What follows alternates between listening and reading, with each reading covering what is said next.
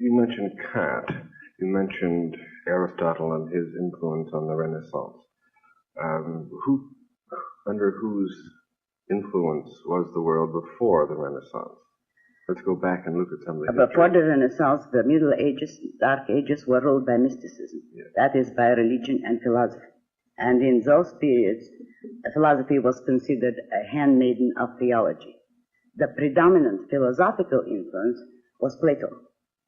Plato through Plotinus and Augustine, who were philosophically Platonists. Mm-hmm. Aristotle's triumph, in effect, began with Thomas Aquinas, who brought back the philosophy of Aristotle, most particularly its most important part, epistemology, logic, reason. Well, what in particular about Kant's system of philosophy do you think was responsible for the trend that we see today in philosophy?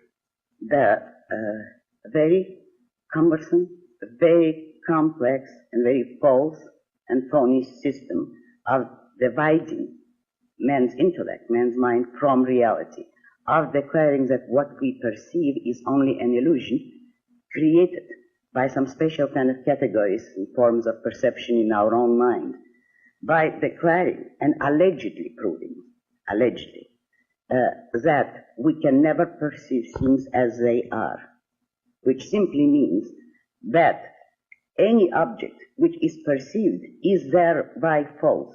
If an object is perceived, it means our perception is incorrect. It was, in effect, an attack on the whole concept of consciousness, not only human consciousness, but any consciousness. It was the denial of the reality or the validity of our perceptions.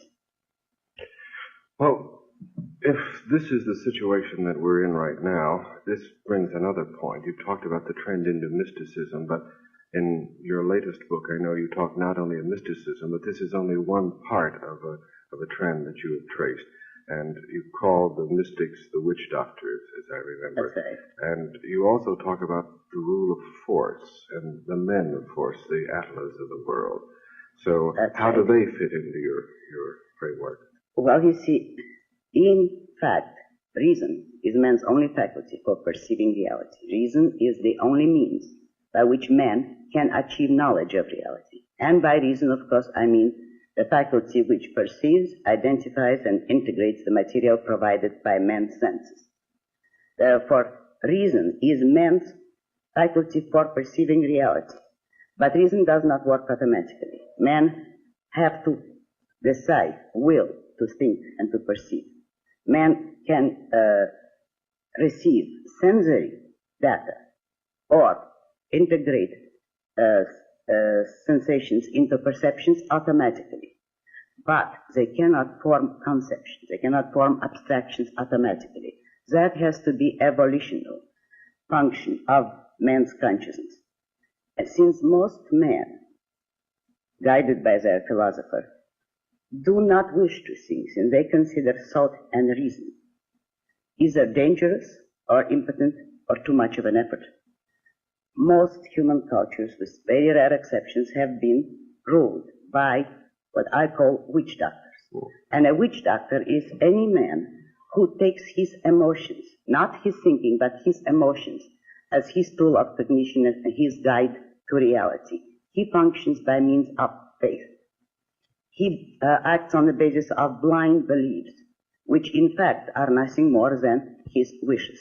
He is guided by his wishes, by his whims, which he takes as a guide to reality. No matter on what level of culture you observe him, that type of man is a witch doctor in the sense of his psychoepistemology, of the way he uses his mind. And since he has to deal with other men, since on the ground of emotions no one can deal with reality nor with people, the natural ally of the witch doctor will always be the type I call Attila.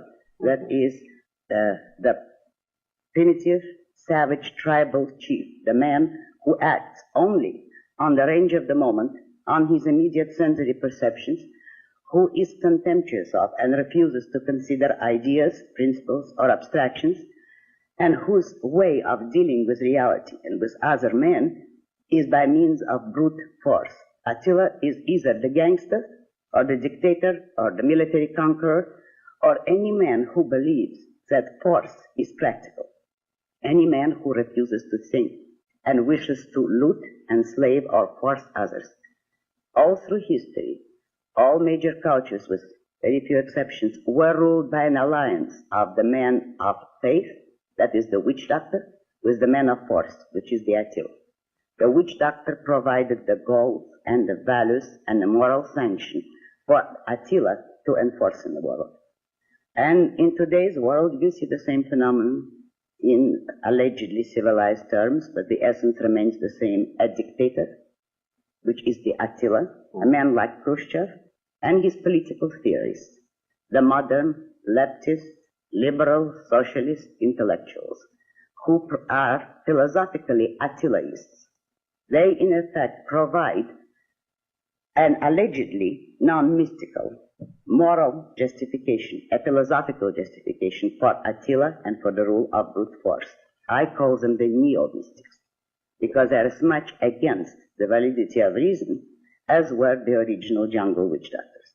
I can see the relationship of what the mystic or the neo-mystic can give to the Attilas, but why do the mystics need the Attilas? What is the relationship the other way? Why do the mystics? Yes. Because the mystics, first, a motivating force is dread of physical reality, since it is a man who holds his emotions above reality, who in any conflict between his feelings and the facts of reality will select his feelings and will abandon reality or deny it. He cannot deal with reality at all. And his mysticism is a form of escape from the necessity to deal with reality or with facts. Therefore, he needs Attila as a protector. He needs Attila to save him from the necessity of dealing with facts, to provide his material livelihood, and to enforce his edicts on the victims.